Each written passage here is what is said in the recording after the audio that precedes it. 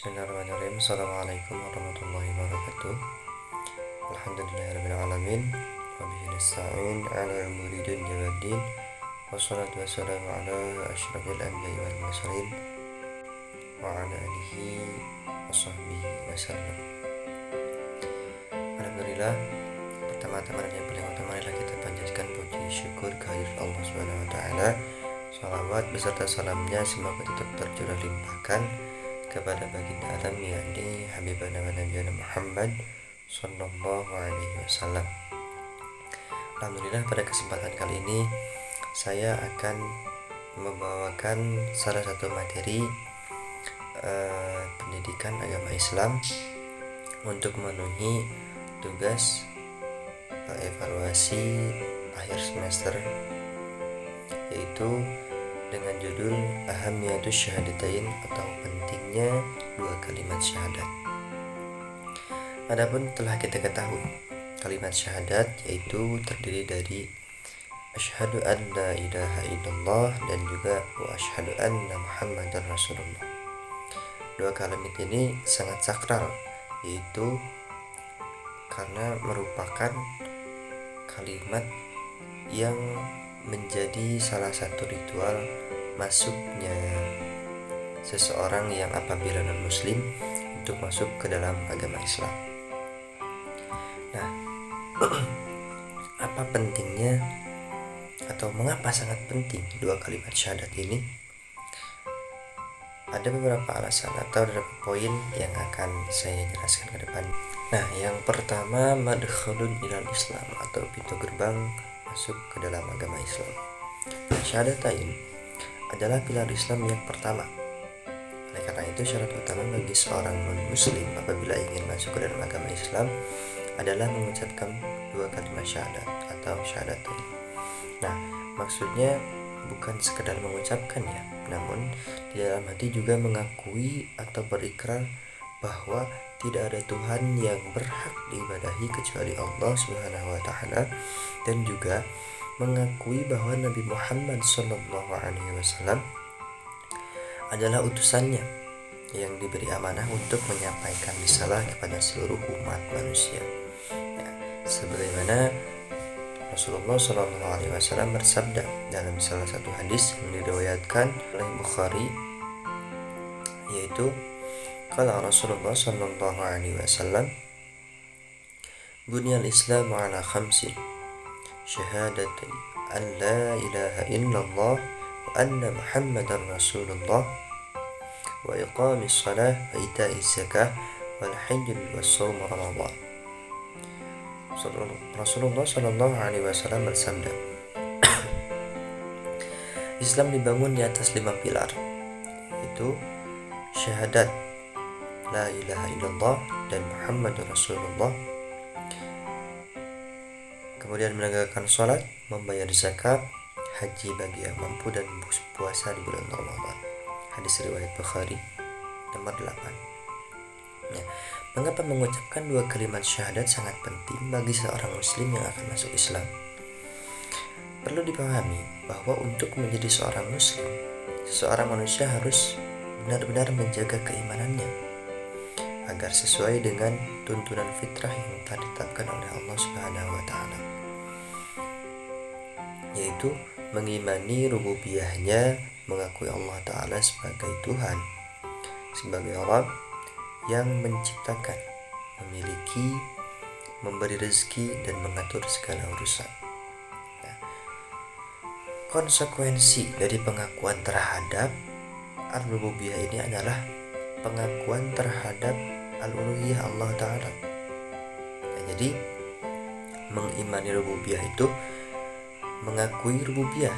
Nah, konsekuensinya mengakui rububiyah ini yaitu mengakui atau pengakuan terhadap al-uluhiyah Allah Subhanahu wa taala, yakni mengakui dan melakukan peribadahan hanya kepadanya, serta mengakui pula al-risalah atau ajarannya yang diturunkan kepada rasul-rasulnya. Pemisahan antara pengakuan terhadap rububiyah Allah Ta'ala dengan pengakuan terhadap uluhiyah Allah Ta'ala dikecam dan tidak diridhoi olehnya. Allah Subhanahu wa taala berfirman, "Wa la in sa'altahum amman khalaqas samawati wal ard wa sakhkhara asy-syamsa wal qamar la yaqulunna Allah fa anna yufakun. Dan sesungguhnya jika kamu tanyakan kepada mereka, siapakah yang menjadikan langit dan bumi dan menundukkan matahari dan bulan? Tentu mereka akan menjawab, Allah. Maka betapakah mereka dapat dipalingkan dari jalan yang benar? Quran Surat Al-Ankabut ayat 61. Dalam ayat lain Allah Subhanahu wa taala berfirman, "Qul in kuntum tuhibbunallaha fattabi'uni yuhibbukumullah wa yaghfir lakum dzunubakum wallahu ghafurur rahim." Katakanlah Muhammad, jika kamu benar-benar mencintai Allah, ikutilah aku. Niscaya Allah mengasihi dan mengampuni dosa-dosamu. Allah Maha Pengampun lagi Maha Penyayang. Quran Surat Al-Imran ayat 31. Nah, kemudian poin yang kedua dari pentingnya syahadatain atau ahamiyatu syahadatain, yaitu al-khalasatu ta'ala min Islam atau intisari dari ajaran agama Islam. Nah, intisari ajaran agama Islam ini ada dua. Yang pertama al-ibadatu lillah dan yang kedua manhajullah. Ajaran al-ibadatu lillah atau ibadah kepada Allah baik secara fardiyah individu maupun jamaiyah atau kolektif yang terkandung dalam kalimat syahadat la ilaha illallah. Allah Subhanahu wa taala berfirman, "Wa ma arsalna min qablika min rasulin illa nuhi ilaihi innahu la ilaha illa ana fa'budun." Dan kami tidak mengutus seorang rasul pun sebelum kamu, melainkan kami wahyukan kepadanya bahwasanya tidak ada Tuhan yang hak melainkan aku, maka sembahlah olehmu sekalian akan aku. Quran Surat Al-Anbiya ayat 27. Nah, yang kedua manhajullah, ajaran agar ibadah yang dilakukan itu disesuaikan dengan manhajullah atau ketentuan syariat Allah. Allah jelaskan dalam Quran Surat Al-Jathiyah ayat 18, "Tsumma ja'alnaka 'ala syari'ati minal amr fattabi'ha wa la tattabi' ahwa'al ladzina la ya'lamun." Kemudian kami jadikan kamu berada di atas suatu syariat atau peraturan dari urusan agama itu, maka ikutilah syariat itu dan janganlah kamu ikuti hawa nafsu orang-orang yang tidak mengetahui. Nah, dari dua poin ini, yakni al-ibadatu lillah dan manhajullah, Allah Subhanahu wa taala telah menjelaskan bahwa intisari dari ajaran agama Islam yaitu beribadah kepada Allah dan juga mengikuti syariat atau aturan yang Allah jelaskan. Nah, kemudian poin ketiga dari pentingnya kalimat syahadat atau ahamiyatu syahadatain, yaitu asasul inqilab atau pondasi perubahan. Lihatlah apa yang terjadi kepada bangsa Arab di masa lalu. Sebelum kedatangan Islam, mereka berada dalam kondisi jahiliyah, yakni tidak memiliki ma'rifah atau pengetahuan tentang agama yang benar. Mereka tidak mengenal Sang Pencipta, tidak mengetahui bagaimana mengabdi kepadanya, dan tidak terbimbing dengan pola kehidupan yang teratur yang diridhoi olehnya. Allah Subhanahu wa taala berfirman, "Wa kadzalika auhayna ilaika ruhan min amrina ma kunta tadri mal kitab wal iman walakin ja'alnahu nuran nahdi bihi man nasha' min ibadina wa innaka latahdi ila siratin mustaqim." Dan demikianlah kami wahyukan kepadamu Al-Quran dengan perintah kami.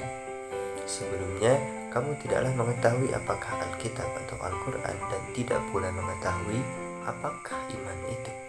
Tetapi kami menjadikan Al-Quran itu cahaya yang kami tunjuki dengan dia siapa yang kamu kehendaki di antara hamba-hamba kami, dan sesungguhnya kami benar-benar memberi petunjuk kepada jalan yang lurus.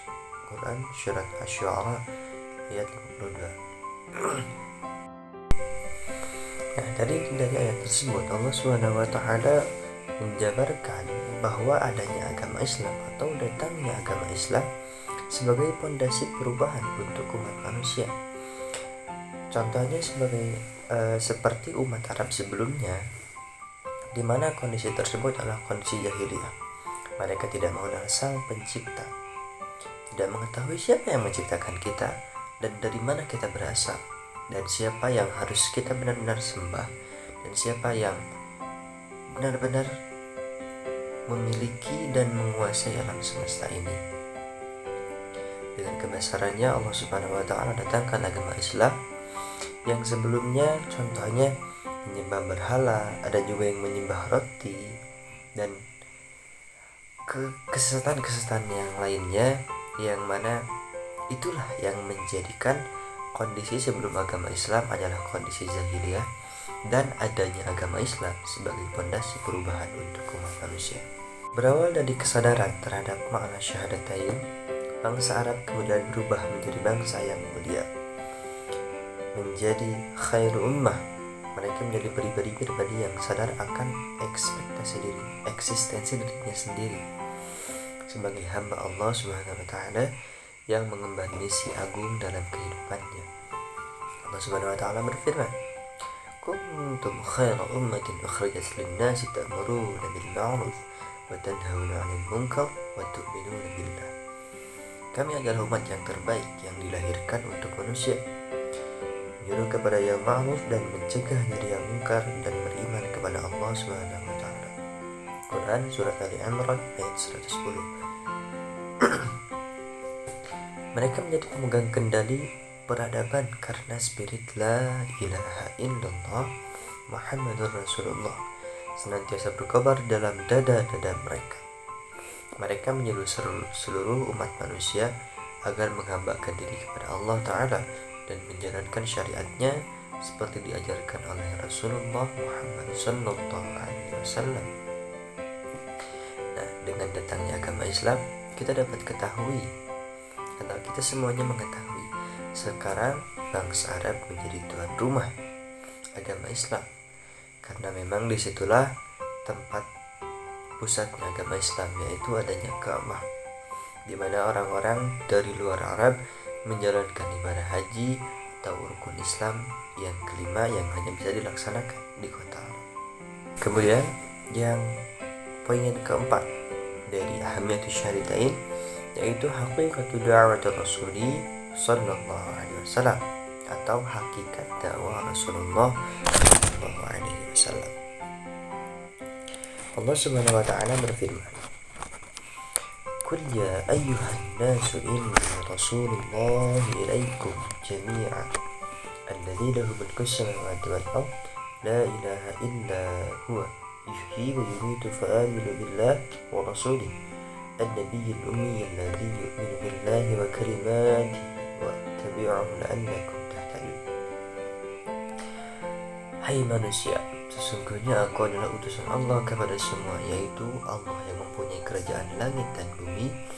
Tidak ada Tuhan yang berhak disembah selain Dia, yang menghidupkan dan mematikan. Maka berimanlah kepada Allah dan Rasulnya, Nabi yang ummi yang beriman kepada Allah dan kepada kalimat-kalimatnya atau kitab-kitabnya, dan ikutilah Dia supaya kamu mendapat petunjuk. Quran surat Al-A'raf ayat 158. Bahkan syahadat la ilaha illallah pun adalah merupakan hakikat dakwah para rasul terdahulu sebelum Nabi Muhammad sallallahu alaihi wasallam. Allah Subhanahu wa Ta'ala berfirman, wa laqad ba'athna fi kulli ummatin rasulan an ya'budullaha wajtanibu at-taghut.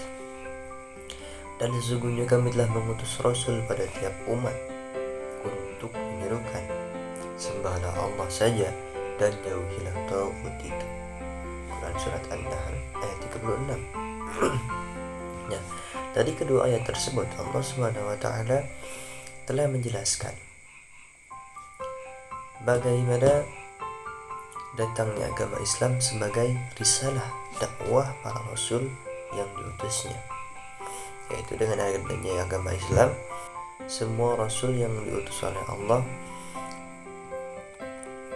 menjadikan semua umat atau berdakwah kepada semua umat manusia untuk menyembah Allah Subhanahu wa taala dan mengakui bahwa tiada Tuhan selain Allah Subhanahu wa taala. Nah, kemudian poin yang kelima atau sekaligus poin yang terakhir yang bisa saya jelaskan dari ahamiyatu syahadatain, yaitu fadailun azimah atau keutamaan yang agung. Nah, siapa saja yang beriman kepada kalimat syahadat, maka ia akan memperoleh kebaikan yang besar. Ali Juraisyah menyatakan bahwa dengan mengucapkan kalimat syahadat, seseorang akan mendapatkan dua keuntungan duniawi dan keuntungan akhrawi. Nah, keuntungan dunia adalah ia diakui sebagai seorang muslim sehingga darah dan hartanya terlindungi. Sedangkan keuntungan akhrawinya ialah bahwa seseorang yang mengucapkan kalimat syahadat akan dikeluarkan dari neraka, asalkan ucapannya itu didukung oleh keimanan meskipun hanya sebesar debu. Artinya, dengan syahadat ia akan terselamatkan dari mendekam selama-lamanya di dalam neraka. Hal ini ditegaskan oleh Nabi Muhammad SAW. Yakhruju minan nar man qala la ilaha illallah wa fi qalbihi waznu sya'irah min khairin, wa yakhruju minan nar man qala la ilaha illallah wa fi qalbihi waznu burrah min khairin yakhruju minan nar man qala la ilaha illallah wa fi qalbihi waznu darrah min khair. Keluar dari neraka orang yang mengucapkan la ilaha illallah dan di hatinya ada seberat rambut kebaikan. Keluar dari neraka orang yang mengucapkan la ilaha illallah sedang di hatinya ada seberat gandum kebaikan. Dan keluar dari neraka orang yang mengatakan la ilaha illallah sedang di hatinya ada seberat zarrah kebaikan. Hadis riwayat Bukhari. Nah, dari hadis riwayat Bukhari ini, hadis yang diriwayatkan Bukhari ini, kita dapat simpulkan bahwa semua umat manusia yang sempat mengucapkan, bahkan dikatakan sempat mengucapkan syahadat atau lafaz la ilaha illallah akan dikeluarkan dari neraka. Nah, sebagaimana kita ketahui bahwa dosa yang paling besar adalah dosa musyrik. Dosa musyrik itu dosa menduakan Allah SWT atau menyekutukan Allah, di mana keadaan tersebut adalah tidak mengakui bahwa satu-satunya Tuhan yang berhak diibadahi Allah SWT atau tidak percaya akan hal itu. Nah, dari dosa ini seseorang atau umat manusia yang melakukan dosa musyrik atau tidak percaya akan Allah SWT adalah satu-satunya Tuhan, maka diriwayatkan bahwa orang tersebut akan selamanya mendekam di dalam neraka. Nah, namun apabila ada seseorang yang meskipun masuk neraka, namun dalam hatinya atau sempat mengatakan la ilaha illallah dan mengakui bahwa Tuhan itu hanyalah Allah, maka akan dikeluarkan. Namun sebelumnya mungkin ada proses di neraka dulu untuk membersihkan dosa-dosa yang telah ia lakukan di dunia. Nah, keuntungan apa lagi yang kita harapkan selain keuntungan duniawi dan keuntungan akhrawi? Nah, inilah poin penting dari ahamatu syahadatain, yaitu keutamaan yang agung. Keutamaan yang agung yaitu dua keutamaan yang bisa kita dapatkan dari mengucapkan dua kalimat syahadat. Keuntungan duniawi, kita diakui sebagai seorang muslim, yang bagaimana seorang muslim itu darahnya dilindungi dan juga hartanya akan suci terlindungi karena ada juga zakat yang juga membersihkan harta. Kemudian keuntungan ukhrawi yang dimana meskipun seseorang sempat masuk neraka, namun di dalam hatinya masih ada kalimat syahadat, maka ia akan diselamatkan dari neraka tersebut. Nah, mungkin itu Itu saja yang dapat saya sampaikan dari materi kali ini. Mudah-mudahan bisa bermanfaat bagi kita semua, khususnya bagi saya sendiri dan umumnya bagi kita semua yang menyaksikan. Sekian, billahi taufiq wal hidayah wa ridha wal inayah. Wassalamualaikum warahmatullahi wabarakatuh.